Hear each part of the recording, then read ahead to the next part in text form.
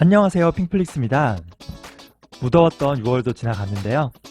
저는 이렇게 시장의 등락과 상관없이요, 꾸준히 그리고 우직하게 주식을 계속 사 모으고 있어요. 이 앙드레 코스톨라니 말처럼 돈 뜨겁게 사랑하고요, 차갑게 다루는 중이에요. 자산 배분 현황인데요. 주식 비중이 지난달 33%에서 1% 올랐습니다.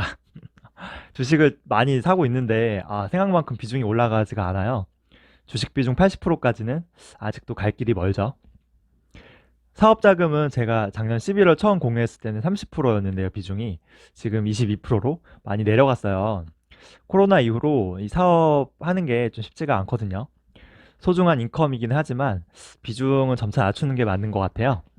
아무리 좋은 사업 모델이라고 해도 뭐 구글이나 애플, 뭐 아마존 이런 기업보다 더 좋기는 힘들잖아요.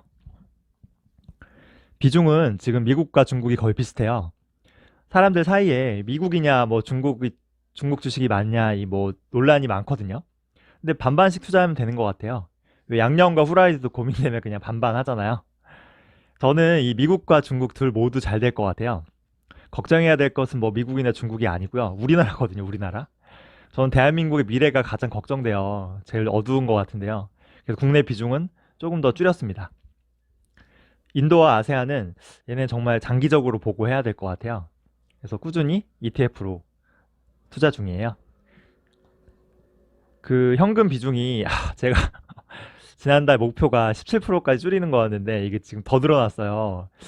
이게 주식을 산다고 많이 했는데도 이게 참 비중 조절하는 게 쉽지가 않네요. 지난달에 좀 잡소득이 많아서 그럴 수도 있는데 이제 이번 달 말 목표는 현금 비중 이제 17%로 가는 게 목표입니다. 지금 시장이 너무 미친 것 같아요. 너무 올랐어요, 이게. 좀 시장이 좀 조정을 받아야 저도 좀 많이 살 텐데 좀 아쉽네요. 그래서 좀 조정이 좀 왔으면 좋겠어요. 이건 섹터별 비중인데요. 헬스케어 비중이 조금 떨어졌어요. 근데 이게 보니까 이 테크 주식이 너무 오르면서 오히려 이게 간격이 좀 벌어진 것 같아요. 그래서 이번 달에는 이 헬스케어 주식을 매수하는 데 좀 집중할 거고요. 물론 이 배당 성장과 그리고 인도, 아세안 이쪽도 좀 많이 사 모으려고 해요. 이 미국 테크 주식은 진짜 미친 것 같아요. 막 애플, 마이크로소프트, 아마존, 페이스북 뭐 끝도 없이 계속 오르는 것 같아요. 이게 진짜 이 달러를 마음껏 찍을 수 있는 어떤 미국의 파워인가 그런 생각도 드는데 아무튼 너무 오르는 것 같습니다. 그 제가 키움증권으로 옮긴 거 한번 영상 공유한 적이 있는데 환전이 너무 편해요. 전에는 이렇게 전화로 막 10분, 20분 기다리면서 환전했는데 이거는 그냥 인터넷 클릭으로 바로 95% 우대 환전이 가능하거든요. 지금 환율도 지금 거의 많이 떨어졌잖아요. 그래서 저는 지금 1, 2주에 한 번씩 계속 분산해서 이제 달러로 바꾸고 있어요. 향후에 이 달러 가치가 떨어질 거라는 이런 우려도 많은데요. 저는 장기적으로 보면요. 이 원화가 더 걱정이에요. 원화 가치가. 전 세계에서 가장 심각한 이제 고령 사회잖아요, 한국은. 이 추후에 이 노후에 집 한 채 혹은 그마저도 없는 이 수많은 노인들을 이제 청년 세대가 부양해야 돼요. 이거 하려면은 엄청나게 세금 걷거나 많은 부채 그리고 돈을 엄청 찍어야 되는 거예요. 달러는 전 세계 어디에도 수요가 넘치거든요. 근데 한국 원화는 사실 외국 가면 그냥 휴지예요, 휴지. 안타깝지만 작은 나라의 서름이잖아요. 그러니까 이런 달러나 혹은 이런 위안화, 이런 글로벌 자산 배분은 필수예요, 필수. 얘는 ETF 현황인데요. 최근에는 사실 거의 ETF 투자만 하고 있어요. 특히 이 종목 픽하기 되게 힘든 이런 헬스케어랑 그리고 지금 텐센트가 지금 최소 투자 금액이 700만 원까지 올라갔거든요. 그래서 결국 기회만 보다가 결국 이런 거랑 진동 핀더더 뭐 메이투원 이런 텐센트가 투자한 기업들 한꺼번에 투자하기 위해서 KWEP라는 ETF 이거죠, 이거 KWB. 이런 것들을 꾸준히 제가 ETF로 사 모으고 있어요. ETF 비중이 아직도 15%인데요. 저는 이제 30%가 1차 목표예요. 그래서 그때까지는 당분간은 이제 ETF에 좀 집중하는 걸로. 근데 제가 투자하는 이런 ETF들은 모두 해외에 상장된 ETF예요. 미국이나 홍콩. 그죠? 왜냐하면 이쪽 ETF가 수수료도 싸고 되게 좋거든요. 근데 얘가 해외 ETF가 투자했을 때 연간 250만 원까지 이제 세금 면제하는 게 있었어요. 공제해 주는 게. 근데 이게 이제 없어진다 그러네요. 이게 매달 달러 벌어오는 애국자들이라고 할 수 있는데 좀 너무한 것 같아요. 그래서 이제 그 연금저축이라고 있는데요. 연금저축이 이제 세금 혜택이 있어요. 그래서 이것도 ETF 투자 가능하더라고요. 그래서 이걸로 좀 고민 중인데 요새 얘는 이제 그 한국에 상장된 ETF 투자밖에 안 돼요. 해외는 안 되더라고요. 그래서 이왕 가세할 거면 해외도 좀 해주면 좋은데 참 정부 너무합니다. 그래서 제가 조만간 이 연금저축 ETF 투자에 대한 내용을 좀 공유해 보려고 해요. 이건 국내 주식인데요. 그, 이 디지털 임플란트 기업 디오라고요. 제가 투자한 게 있는데 얘를 꽤 수익 보고 제가 매도했어요. 근데 얘는 제가 사실 너무 시장 저점에서 제가 매수를 해서 수익을 낸 거지 이게 제가 뭐 분석을 잘해서 뭐 공부를 열심히 해서가 아닌 것 같아요. 확신도 없고 장기 투자하기 좀 그런 것 같아서 제가 좀 매도를 했고요. 나머지는 뭐 매매가 없었어요. 그 저는 좀 보니까 자꾸 우리나라 부동산에만 돈이 몰려요. 근데 이게 점점 심화되는 것 같고요. 이거를 좀 잡으려는 정부가 의지가 없는 것 같아요. 그게 좀 더더욱 대한민국의 미래가 좀 암울하거든요. 그래서 국내 주식은 뭐 엄청나게 폭락하지 않는 한은 당분간은 이제 매수가 없을 것 같아요. 유지만 하는 걸로. 중국 쪽은 이제 ETF 투자만 많이 했고요. 이 실제 뭐 개별 기업 매수는 없었는데 원래 텐센트를 제가 좀 살려고 했는데 이게 그냥 뭐 조정 없이 그냥 날아가니까요. 결국 살 기회를 놓쳤네요. 그래서 이 아까 말한 KWEB 이 ETF 투자로 좀 아쉬운 마음을 대신했고요. 이게 텐센트 지금 최소 투자 금액이 700인데요.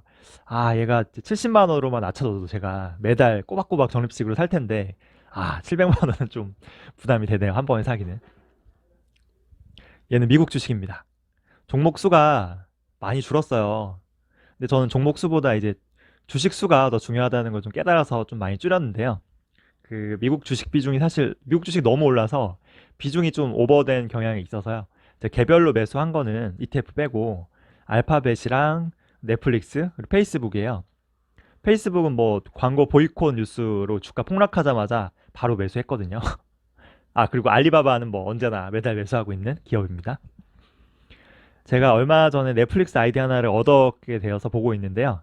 야, 이거 힘겹게 다운받아서 보다가 이 스트리밍으로 보니까 진짜 신세계더라고요. 너무 편하고. 제가 어머님께도 이제 노트북으로 이거 넷플릭스 보는 법 알려드렸는데 저보다 더 열심히 보더라고요. 저희 어머님이 60대신데 유튜브, 유튜브 뮤직, 넷플릭스까지 다 할 줄 아십니다. 이게 어렵지 않더라고요. 그 넷플릭스에서 이제 킹덤이나 뭐 사랑의 불시착, 뭐 이태원 클라스 이런 것들이 그 미국이나 뭐 일본, 동남아에서 엄청나게 인기를 끌고 있대요. 한류라고 해요, 한류. 그리고 뭐, 전 이거 되게 재밌게 봤는데, 멕시코 드라마고요. 뭐 아르헨티나 영화도 재밌고, 이 넷플릭스가 장점이 제3세계 있잖아요. 미국이 아닌, 뭐 우리나라 같은.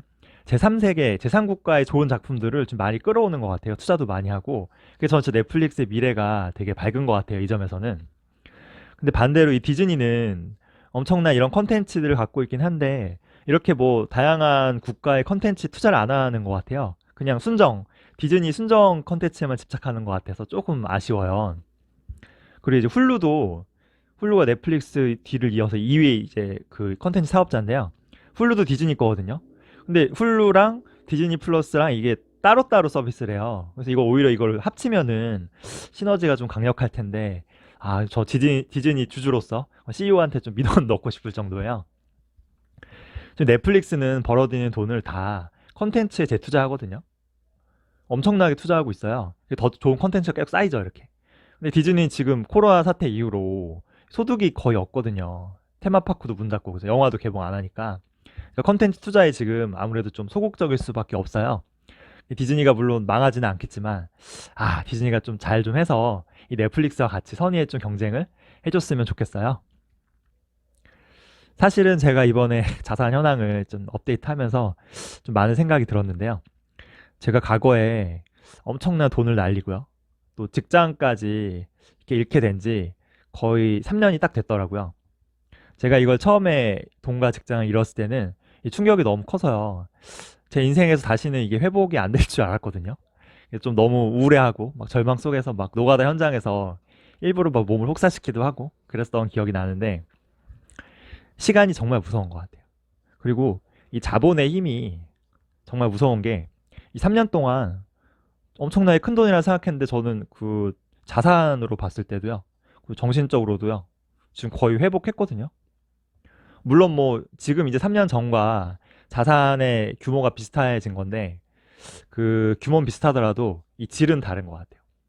3년 전에 제 자산은 나이에 비해서는 꽤 거대한 편이었지만 이게 약간 좀 너무 부실했어요. 부실하고 모래 위에 성 같았죠. 배분이 좀 너무 불안정했던 거예요. 근데 지금은 제 자산은 이렇게 그때와 비교할 수 없이 탄탄하고요. 그 분배도 좀 잘 돼 있다 생각하거든요. 또 제가 멘탈이 엄청나게 튼튼해졌죠. 이 풍파를 겪으면서. 그래서 제가 생각해보면 이 3년 전에 제가 돈도 잃고 직장도 잃으면서 이제 위기감을 느낀 거예요. 위기감을 느끼고 그때부터 적극적으로 더 주식에 대해서 공부하고요. 그래서 이제 한국을 벗어나서 미국과 중국 주식을 이제 투자를 시작하게 된 거니까요. 어떻게 보면 길게 보면은 이때 이 좀 나쁜 제 인생의 나쁜 일들이 제 인생 길게 보면은 세용지마, 그래서 뭐 전화위복에 좀 계기가 되었는 것지도 모르겠어요.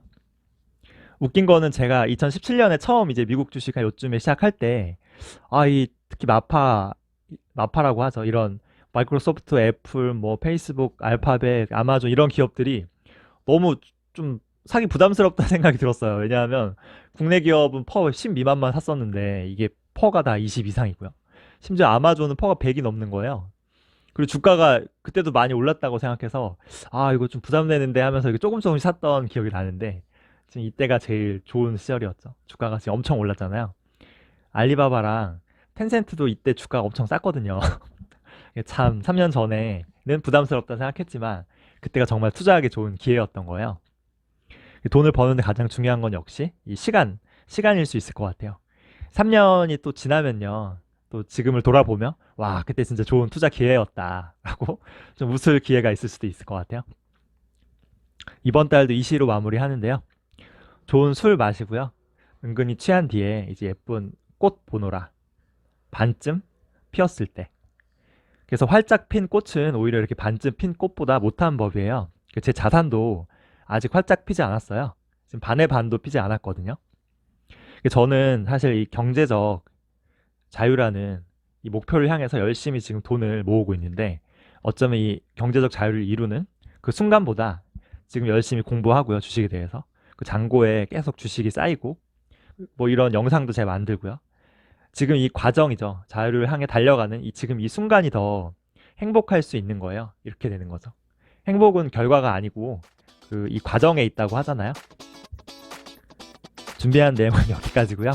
계속 좋은 영상 올리도록 할게요. 좋아요와 구독 많이 눌러주세요.